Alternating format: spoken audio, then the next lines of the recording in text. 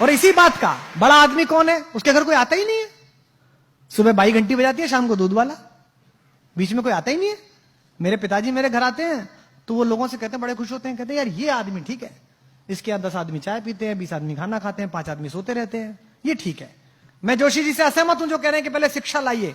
शिक्षा तो लाई है, लेकिन हिंदुस्तान की दुनिया की जितनी समस्याएं हैं वो किसने पैदा करी? आइए, शिक्षित लिखते हैं, अशिक्षित लिखते हैं और समस्या लिखते हैं। आइए, पहली समस्या बेरोजगारी, किसने पैदा करी भाई?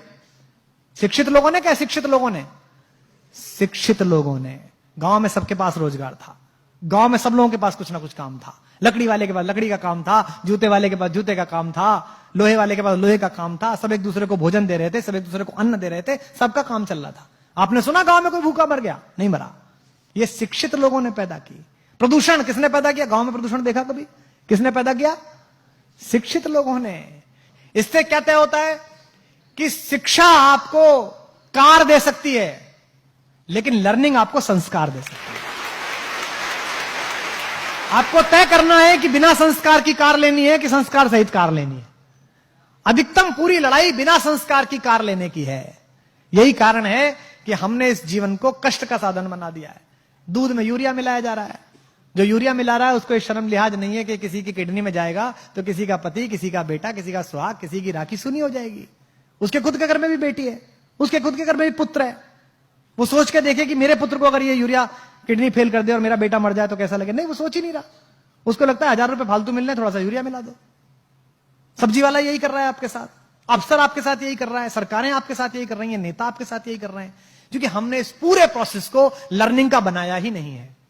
हमने इस पूरे प्रोसेस को शिक्षा का बनाया है। और मैं आपसे निवेदन करता हूं कि शिक्षित हो जाइए, पढ़िए, खूब पढ़िए, रिसर्च करिए, इंजीनियर बन जाइए, डॉक्टर बन जाइए, आईएएस बनिए, पीसीएस बनिए, लेकिन लर्निंग सीखिए।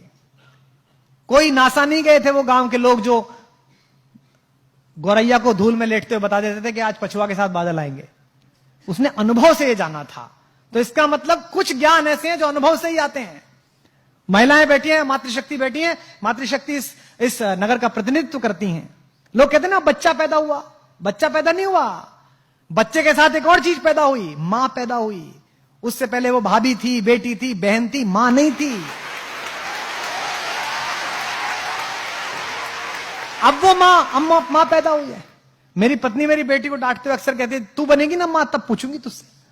उसको लगता है खराब बात है। अरे ये सही बात है, क्योंकि उससे पहले वो सिर्फ बेटी थी, सिर्फ वो पत्नी थी, सिर्फ वो बहन थी। जिस बार पहली बार उस शिशु ने आकर किलकारी भरी, उस दिन मां को पता चला कि मैं मां हूं, मेरा बोध क्या है, मुझे जगना इसके अनुसार है, मुझे सोना इसके अनुसार है, मुझे इसका सब काम करना है। उस दिन से उसका बोध पैदा हुआ। तो जैसे आप ज्ञान के साथ यात्रा करते हैं, आपके मन में नई जिज्ञासा पैदा होती है, तो यकीन मानिए आप भी पैदा होते हैं, साथ साथ आप भी नए तरीके से पैदा होते हैं। जब आप कोई चीज पढ़ते हैं और आपको एकदम चेतना आती है कि यार क्या अद्भुत बात पढ़ी, तो ये मानिए कि थोड़ा सा जन्म आपका हुआ है। अब आपको तय करना है कि आपको अधूरा पैदा होना है कि पूरा पैदा होना है। आपको विकल दिव्य अंगों के साथ पैदा होना है कि संपूर्ण सुशोभित शरीर के साथ पैदा होना है। इसलिए पढ़िएगा तो ये सोच के मत पढ़िएगा कि ये पास करना है, ये सोच के पढ़िएगा कि मुझे ये जानना है, ये मेरी इच्छा है, ये मैं जानना चाहता हूं। अधिकांशतः हम जो पढ़ रहे हैं, हम ये पढ़ रहे हैं कि ये इतना है, इसको ऐसे करने से ऐसे हो जाएगा। इससे जीवन आगे नहीं जाएगा। गांव में मैं गया तो वो एक गांव के प्राइमरी स्कूल की पहली दूसरी क्लास की अंग्रेजी की किताब देखी, आपने भी देखी होगी।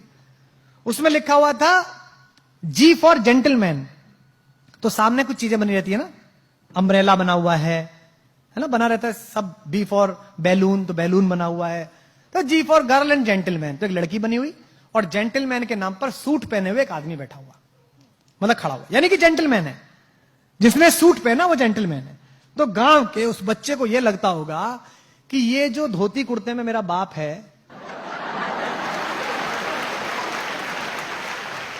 ये जो खेत में जाता है, गुरु ये जेंटलमैन नहीं है। जेंटलमैन कौन है? जेंटलमैन पीडब्ल्यूडी का वो चोर क्लर्क है जो सूट में आता है रोज सुबह सुबह।